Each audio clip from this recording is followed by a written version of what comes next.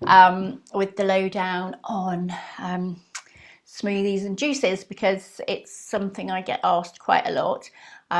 Is it beneficial to juice some? Should I be smoothieing? How to do it, and all the rest of it, what needs to be included. Okay, so I'm going to go in with four reasons why it's good to juice, and 4 reasons why it's good for you to do smoothies. And you know what the pros and cons are and what to watch out for, that kind of thing. Okay, so straight in then. So if you're not crazy about eating your fruit and veg, then juicing can seem like the perfect option. You can make a really nice, sweet tasting juice. It's got tons of nutrients in there for you. It can seem like the perfect option.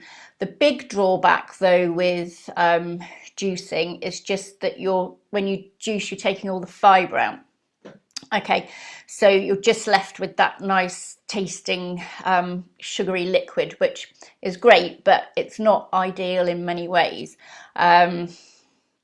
So basically with the juicing, you're going to get a very concentrated amount of nutrients with vitamins, etc. It's going to be very easy for your body to absorb all these nutrients, which again is another plus point. And as I say, if you're not a fan of eating fruit and veg, then it can seem like the perfect option. And advocates of juicing will tell you that it's going to give your digestive system a nice break, which is, brilliant as well. Sounds good. The cons though with juicing is that they do contain ever such a lot of sugar. So some juices have been found to contain more sugar than, say, Coca-Cola or lemonade, fizzy soft drinks, that kind of thing, which isn't great.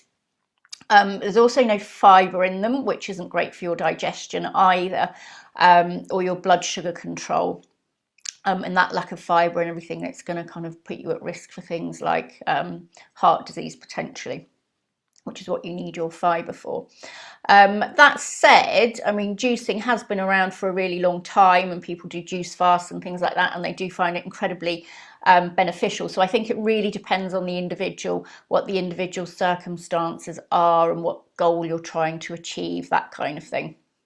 It can be great for giving your digestion a bit of a break, but it's not good, I don't think, to do for too long on its own, put it that way.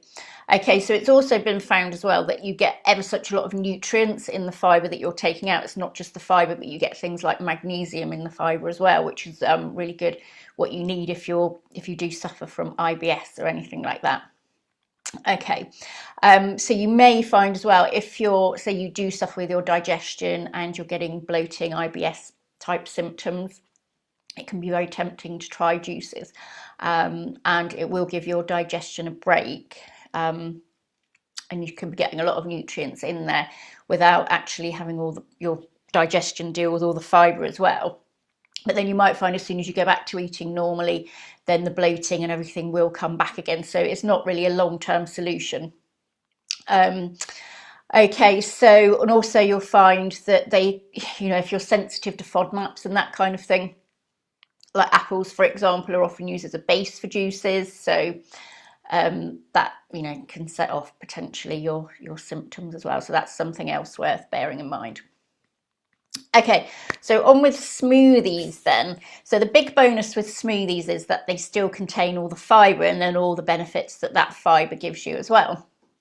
Okay, so you'll get soluble fibre in there, so that's what you'll find in apples, carrots and citrus, and that will slow down your digestion and, stop you getting that blood sugar spike going on, which is great. That's what we want.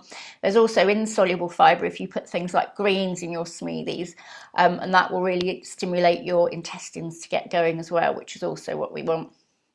And now if you blend your fruits into a smoothie, you're going to get all the fibre as well, and it's also going to break open the cell walls of the fruits, which is going to release lots more nutrients into your bloodstream, which is a real big bonus as well. So you're getting all the fibre and you're getting that very kind of easy to absorb nutrient in there as well.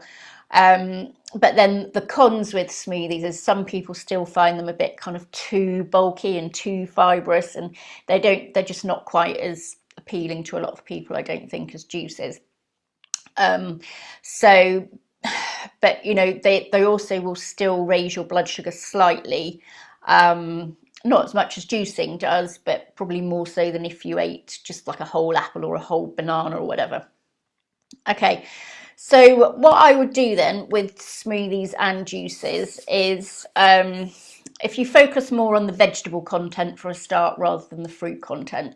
So if you celery juice, for example, that had a moment a while ago, that was really good because it had very low levels of sugar in it.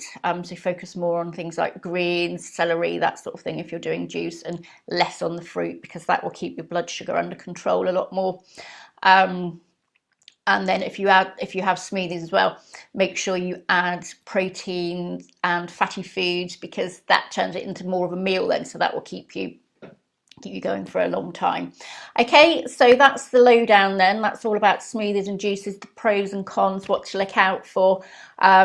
If you do want to speak to me anymore, then please do book yourself into my diary for a call. I'd love to hear more about you and your situation and whether I can help you.